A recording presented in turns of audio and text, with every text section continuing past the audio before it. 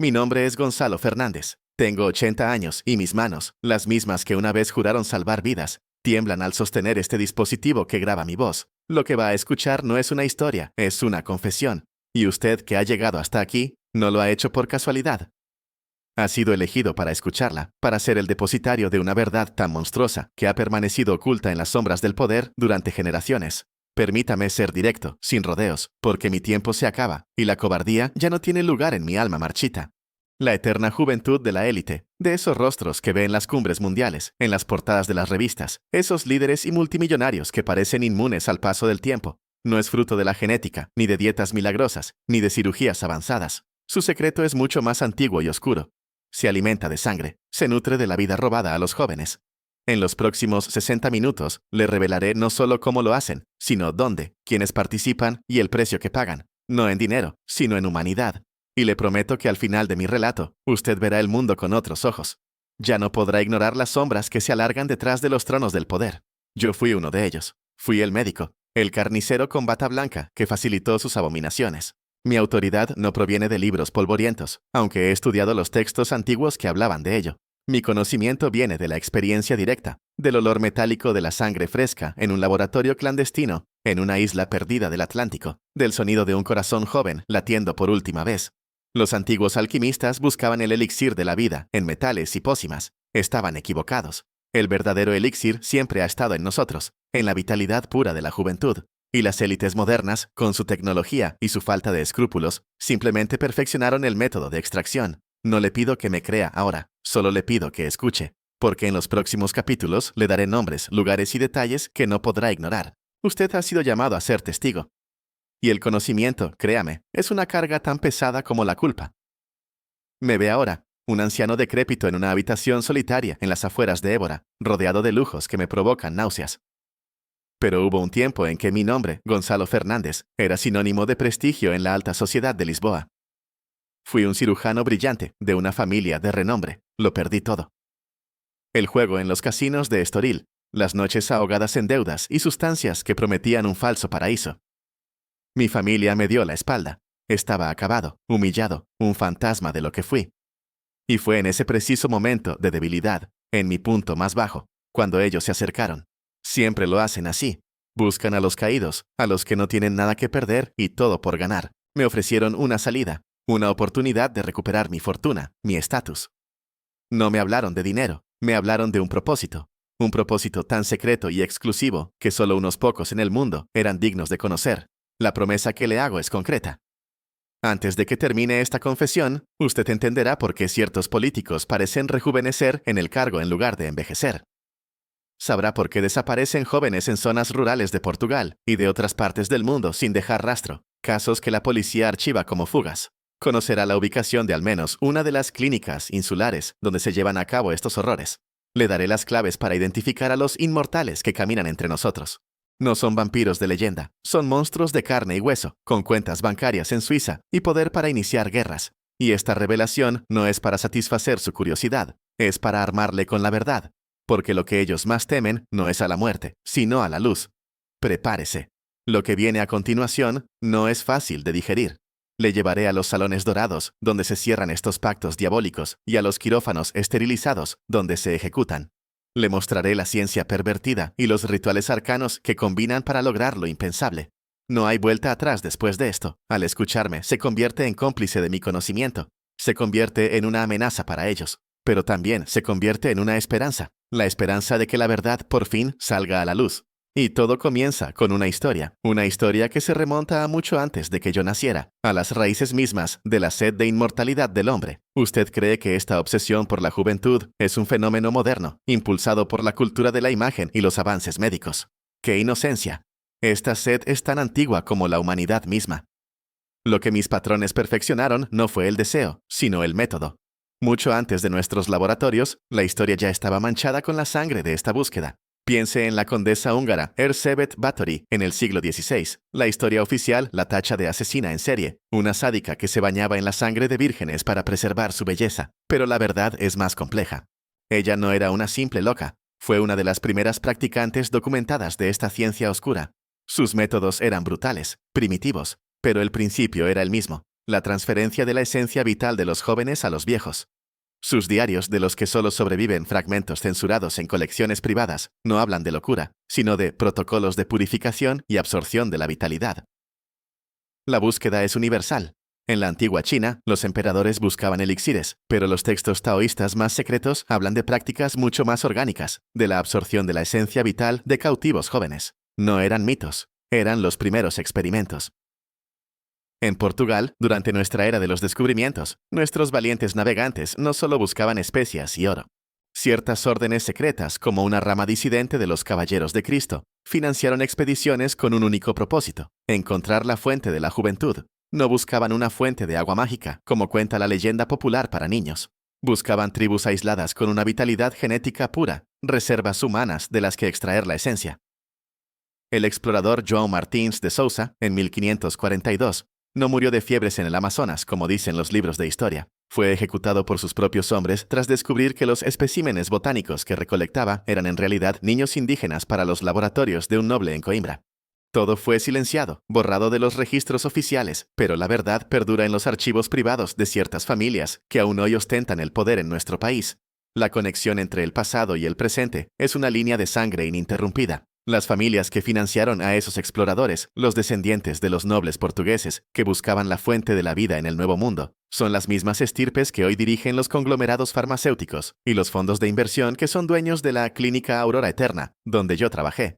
Han pasado de las quintas en el Duero a islas privadas con tecnología de punta, pero el negocio familiar sigue siendo el mismo, la cosecha de vidas humanas. Han aprendido de los errores del pasado. Ahora no hay testigos, no hay juicios públicos. Todo se disfraza de filantropía, de avances médicos, de retiros de bienestar exclusivos para los ultrarricos.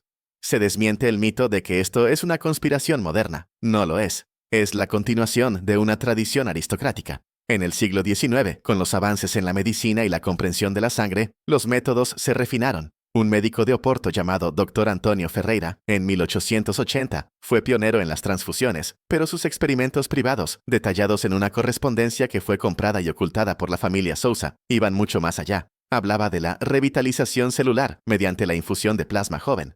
Fue ridiculizado por la comunidad médica oficial, pero aclamado en secreto por la élite europea. Él sentó las bases científicas para lo que yo tendría que hacer un siglo después. Entienda esto. La historia que le han contado es una fachada. Los grandes avances de la humanidad, las guerras, las revoluciones, a menudo han tenido un motor secreto, la lucha de estas élites por controlar los recursos no de petróleo o de oro, sino de vida humana. Las mismas redes que traficaban con esclavos en el pasado, hoy trafican con donantes. Las rutas han cambiado, pero el producto es el mismo. Y yo, Gonzalo Fernández, un médico arruinado de Lisboa, estaba a punto de convertirme en una pieza clave de su maquinaria moderna, sin saber que estaba caminando por un sendero de sangre trazado hace siglos. El pasado no está muerto, ni siquiera es pasado. Simplemente se ha vuelto más eficiente, y ahora yo mismo le abriré las puertas de sus laboratorios modernos. Mi descenso al infierno comenzó en una noche de niebla en Lisboa, en el año 1995. Estaba en un bar de fado en Alfama, ahogando mi última onza de dignidad en aguardiente, cuando un hombre se sentó a mi mesa. Se presentó como Carlos Pereira, un consultor de recursos humanos. Era elegante. Su traje a medida contrastaba con mi ropa raída. No me ofreció dinero. Me ofreció redención. Habló de una clínica privada, un centro de investigación de vanguardia dedicado a la medicina regenerativa. Buscaban un cirujano de mi calibre, alguien con mis manos y mi discreción. Mencionó un salario con tantos ceros que pensé que era una broma cruel. Dijo que mi pasado, mis deudas, mis adicciones, todo sería borrado. Un nuevo comienzo. Yo, en mi desesperación, acepté sin hacer demasiadas preguntas. Fue el error más grande de mi vida. La clínica no estaba en Portugal. Me llevaron en un jet privado desde un aeródromo en Tires a una isla en medio del Atlántico. Una isla que no aparece en los mapas comerciales. Una mota de tierra volcánica comprada y privatizada hacía décadas. La llamaban a Ilha da Aurora. Desde el aire parecía un paraíso, un resort de lujo con villas blancas y vegetación exuberante. Pero bajo tierra se escondía la verdad, un complejo de laboratorios que haría palidecer a cualquier centro de investigación gubernamental. Todo era blanco, estéril, silencioso. Me presentaron al director, el Dr. Manuel Sousa, un hombre de unos 70 años que aparentaba 40. Sus ojos eran fríos, carentes de cualquier emoción. Fue él quien me reveló la verdad, no de golpe, sino poco a poco, como se administra un veneno. Me habló de la transferencia de esencia vital, un procedimiento que, según él, era el mayor secreto de la humanidad.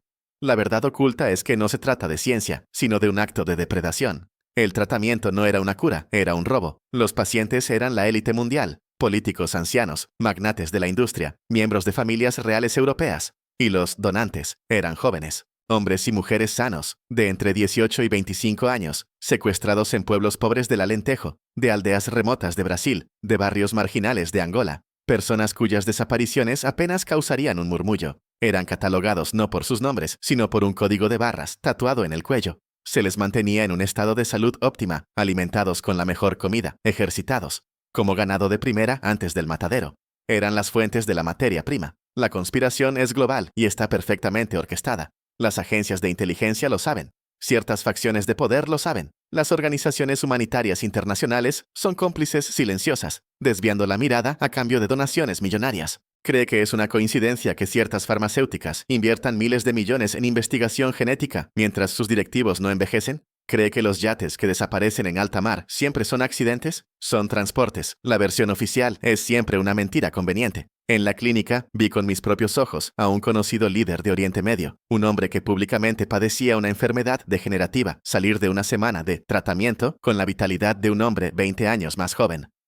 El mundo aplaudió su milagrosa recuperación. Yo sabía que su milagro había costado la vida de 3 jóvenes de la región del Miño. El doctor Sousa me lo explicó con una frialdad que helaba la sangre. Doctor Fernández, me dijo una tarde mientras observábamos a los donantes en su jardín de recreo, a través de un cristal blindado. La naturaleza es cruel. El león se come a la gacela para sobrevivir. Nosotros simplemente hemos aplicado esa ley a nuestra propia especie, de una forma más civilizada. No somos monstruos, somos la cúspide de la cadena alimentaria. Unos nacen para servir, otros para gobernar, y otros, como estos, para ser el combustible que mantiene encendida la llama de la grandeza. En ese momento comprendí que no estaba en una clínica, estaba en una granja humana, y yo no era un médico, era el nuevo Matarife. Ahora debo mostrarle las pruebas, los expedientes que demuestran que esto no es la fantasía de un viejo loco, sino la terrible realidad. Las palabras pueden parecer vacías, lo sé. Usted necesita pruebas, hechos concretos que anclen esta pesadilla en la realidad. Permítame dárselas. Mi primer trabajo en la clínica Aurora Eterna no fue en un quirófano, fue en el archivo. El doctor Sousa quería que entendiera el proceso desde el principio. Me entregó un expediente. El código era AC1138. Dentro, la fotografía de un joven de 22 años, de nombre Pedro Costa, de un pequeño pueblo cerca de Setúbal. Pescador, desaparecido el 14 de marzo de 1996. El informe policial, convenientemente adjunto, cerraba el caso como posible ahogamiento, cuerpo no recuperado. Pero yo tenía ante mí sus análisis de sangre completos, su perfil genético, sus métricas de vitalidad celular. Estaba vivo, o al menos lo había estado hasta entrar en la clínica. El expediente detallaba el procedimiento. No era una simple transfusión, era un proceso complejo que llamaban ciclo de purga y reemplazo plasmático. La sangre del donante se extraía y procesaba en una centrifugadora de plasma de última generación, pero no solo la sangre. Se extraía líquido cefalorraquídeo, médula ósea y, en los casos de tratamiento completo, órganos jóvenes y sanos, un riñón, un trozo de hígado, el páncreas. Estos no se trasplantaban directamente, eso sería demasiado burdo y dejaría rastro. Se utilizaban para crear un suero personalizado de células madre y factores de crecimiento, un cóctel biológico que se inyectaba al cliente durante varios días. La ciencia que usaban era real, una versión acelerada y monstruosa de la medicina regenerativa que se investiga en el mundo exterior. La diferencia es que su investigación no tenía límites éticos. El donante era el límite y su vida era el precio. El expediente de Pedro Costa terminaba con una nota escueta.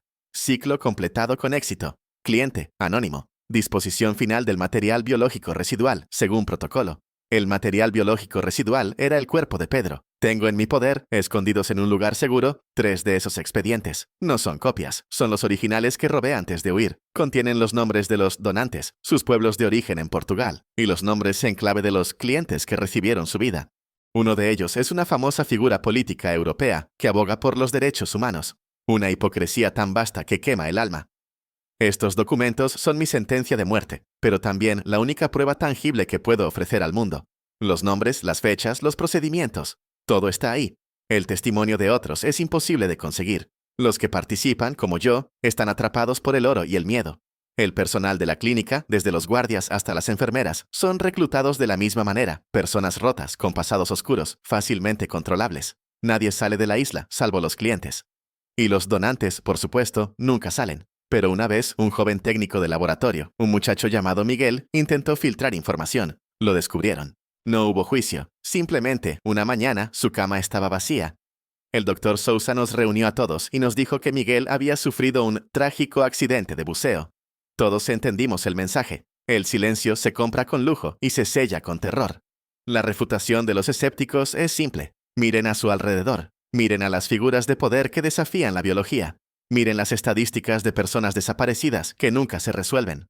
La ciencia oficial dirá que es imposible, que la ética médica lo impide, pero ellos no operan bajo la ciencia oficial. Operan bajo sus propias leyes, en sus propios territorios soberanos, con una tecnología que está 30 años por delante de lo que se publica en las revistas médicas. Yo he visto los equipos, he leído los informes, he realizado los procedimientos. Esto no es una teoría, fue mi trabajo, fue mi vida durante 15 años. Y cada noche veo el rostro de Pedro Costa en mis sueños. Ahora que conoce la evidencia física, debe entender la filosofía oscura, casi religiosa, que lo justifica todo. Aquí es donde la ciencia se encuentra con la oscuridad, donde la medicina se convierte en un ritual profano. El doctor Sousa no se consideraba a sí mismo un simple médico, sino un sumo sacerdote de una nueva religión basada en la biología. Una tarde, en su biblioteca privada, llena de textos antiguos de anatomía y tratados de alquimia, me explicó la filosofía que sustentaba sus atrocidades. Gonzalo, me dijo, señalando un grabado del siglo XVI que mostraba un árbol de la vida. La ciencia moderna es estúpida. Cree que la vida es solo química y electricidad, pero la vida es energía, una esencia, un anima, como la llamaban los romanos. Esta esencia es más fuerte y pura en los jóvenes. Con la edad, se corrompe, se debilita. Nosotros no solo trasplantamos células, trasplantamos la propia fuerza vital. Creían que cada ser humano nace con una cantidad finita de esta esencia vital, y que esta esencia puede ser transferida, robada. El procedimiento de extracción no era solo un acto quirúrgico, estaba rodeado de un extraño ritualismo. La sala de operaciones era circular, con una acústica particular. Durante el proceso se reproducía una frecuencia de sonido de baja vibración, casi inaudible, que según Sousa, ayudaba a separar el ánima del cuerpo físico. El donante no era simplemente anestesiado. Se le inducía un estado de trance, a medio camino entre la vida y la muerte, a través de una combinación de drogas y sugestión hipnótica. Sousa creía que en ese estado, la esencia vital era más maleable y fácil de extraer. Llamaba a este proceso la cosecha del alma. Esta no era una creencia aislada de un loco, era un sistema de pensamiento compartido por toda la élite que acudía a la clínica. Hablaban de alinear sus campos energéticos con los del donante. Creían que al consumir la esencia de un joven, no solo obtenían su salud física, sino también su creatividad, su pasión, su energía. Recuerdo a un famoso artista, ya anciano y sin inspiración, que después de un tratamiento completo, que incluyó el corazón de una joven brasileña, tuvo un renacimiento creativo que el mundo aclamó como un milagro. Él sabía que su arte estaba pintado con la sangre de ella, y no le importaba. Para ellos, el resto de la humanidad no éramos más que recursos naturales. Las leyes del universo, según ellos, no son morales. Son leyes de poder. El fuerte sobrevive consumiendo al débil. Ellos se veían a sí mismos como seres superiores, una especie diferente que había trascendido las limitaciones humanas. El doctor Sousa a menudo citaba textos gnósticos y herméticos, hablando de los arcontes, los falsos dioses que crearon el mundo material, como una granja para cosechar la energía de las almas humanas. Él creía que estaba imitando a los dioses, convirtiéndose en uno de ellos. Estamos reclamando lo que es nuestro por derecho de inteligencia y voluntad, decía. Era una teología de la depredación, una justificación metafísica para el canibalismo. La relación causa-efecto en su mundo era aterradora. Creían que al absorber la vida de otros, no solo prolongaban la suya, sino que también creaban un vacío kármico que los protegía de las consecuencias. Pero yo vi la verdad. Vi cómo, a pesar de sus cuerpos rejuvenecidos, sus ojos se volvían vacíos. Perdían la capacidad de sentir empatía, amor, alegría genuina. Se convertían en cáscaras pulidas, autómatas, sin alma. La eterna juventud tenía un precio oculto, la humanidad misma. Estaban prolongando la existencia de sus cuerpos, pero sus almas se pudrían por dentro. Y yo, al participar, sentí como mi propia alma comenzaba a desvanecerse, reemplazada por un frío y pesado vacío. Y ahora debe ver cómo esta filosofía se manifiesta en el mundo que usted habita, cómo afecta las noticias que lee y las vidas de las personas que admira. Quizás usted piense que esto es algo lejano, un horror confinado a una isla secreta para multimillonarios. Se equivoca. Su influencia se extiende como un cáncer por todo el mundo y afecta su vida de formas que ni siquiera imagina. Encienda el televisor. Mire a los líderes mundiales en sus cumbres, a los magnates de la tecnología presentando sus nuevos productos. Fíjese en aquellos que superan los 70, los 80 años, pero que exhiben una energía, una piel, una claridad mental que desafía la naturaleza. No todos, por supuesto, pero algunos, los más poderosos. Los que nunca parecen retirarse, los que se aferran al poder década tras década. Ellos son los clientes. El mundo moderno es su coto de caza. Las crisis económicas, las guerras, los desastres naturales, no son solo tragedias para ellos, son oportunidades de negocio. Crean caos en un país y de repente miles de jóvenes desesperados se vuelven vulnerables, fáciles de secuestrar sin que nadie pregunte. Financian organizaciones benéficas en zonas de conflicto y bajo la apariencia de ayuda humanitaria, sus agentes seleccionan a los donantes más sanos entre los refugiados. Todo está conectado. La red de Aurora Eterna no es la única. Hay otras en el Pacífico Sur, en los Alpes suizos, escondidas a plena vista. Compiten entre sí por los mejores recursos y los clientes más ricos. Es el mercado más exclusivo y secreto del planeta. Piense en un famoso empresario tecnológico, conocido por sus ideas visionarias y su estilo de vida excéntrico. Hace unos años se le diagnosticó una enfermedad terminal. Desapareció de la vida pública durante 6 meses. Regresó visiblemente más delgado, pero con una energía renovada, y anunció un nuevo proyecto revolucionario. La prensa habló de un tratamiento experimental en una clínica suiza. Yo sé la verdad. Vi su nombre en la lista de espera de la Ilha da Aurora. Su tratamiento experimental costó la vida de 4 jóvenes angoleños. Su nueva visión para el futuro de la humanidad se construyó sobre sus tumbas, y el mundo lo aplaude como a un genio, un salvador. Esto le afecta a usted personalmente. ¿Por qué? Porque esta élite, desprovista de empatía y con una perspectiva de vida artificialmente larga, toma decisiones que moldean nuestro mundo. No les importa el cambio climático a largo plazo si pueden vivir otros 50 años. No les importan las consecuencias de una guerra si consolida su poder. Nos ven a nosotros, a la gente común, como ganado. Nuestra vida útil es corta. Nuestras preocupaciones son insignificantes. Somos un recurso renovable. Su desprecio por la vida humana es absoluto, porque para ellos, la vida es una mercancía que pueden comprar. La brecha entre ricos y pobres ya no es solo económica, se ha vuelto biológica. Las tecnologías modernas son su mejor herramienta y su mejor disfraz. Invierten en empresas de biotecnología y de análisis de datos. Porque cree que las grandes corporaciones están tan interesadas en su ADN, en sus datos de salud. No es solo para venderle anuncios, es para crear una base de datos global de posibles donantes. Buscan marcadores genéticos específicos, perfiles de salud perfectos. El futuro que están construyendo es uno en el que su compatibilidad genética podría convertirle en un objetivo. No estoy tratando de asustarle, estoy tratando de advertirle. La distopía no está en el futuro, se está construyendo ahora mismo, en secreto, financiada por las mismas personas que nos prometen un mundo mejor. Y ahora, para que comprenda la profundidad de esta maldad, debo llevarle al momento en que mis propias manos se mancharon, al método práctico que utilizan para cometer sus atrocidades. Ahora debo llevarle al corazón de las tinieblas. Debo describirle el método, no para que lo replique, sino para que entienda la monstruosidad en toda su magnitud. Para que, si alguna vez se encuentra en una situación donde el poder le ofrece un atajo a cambio de su alma, recuerde mis palabras y elija un camino diferente. Este es el capítulo de mi mayor vergüenza, el momento en que dejé de ser un testigo para convertirme en un verdugo. Fue en el invierno de 2002. Un cliente, especialmente importante, un político de alto rango, requería un tratamiento completo y urgente. El Dr. Sousa decidió que mi entrenamiento había terminado. Era hora de que yo mismo dirigiera el procedimiento. El donante era una chica de 19 años de la región de Beiras. Su nombre era Catarina. La habían traído a la sala de operaciones, ya en el estado de trance del que le hablé. Estaba tumbada en la mesa de operaciones, serena, como si durmiera. Pero no dormía. Yo podía ver en los monitores que su cerebro estaba activo, consciente en algún nivel profundo. El primer paso era la exsanguinación parcial controlada. Conectamos una cánula a su arteria femoral. Su sangre joven y rica en oxígeno comenzó a fluir hacia la máquina de procesamiento. Simultáneamente, se le infundía una solución salina para mantener la presión arterial y evitar el colapso. El objetivo era reemplazar la mayor parte de su volumen sanguíneo con el del cliente, en un ciclo cerrado y continuo. El clímax de mi horror llegó después. El protocolo exigía la extracción del riñón izquierdo, mientras ella aún estaba viva. Sousa me explicó con su calma habitual que la esencia vital del órgano era más potente si se extraía de un cuerpo que aún funcionaba, con el corazón latiendo. Me pasó el bisturí. Mis manos, que habían temblado por la abstinencia y la deuda en Lisboa, ahora temblaban de puro terror moral. Miré a Catarina. Por un instante sus párpados se agitaron y una lágrima rodó por su mejilla.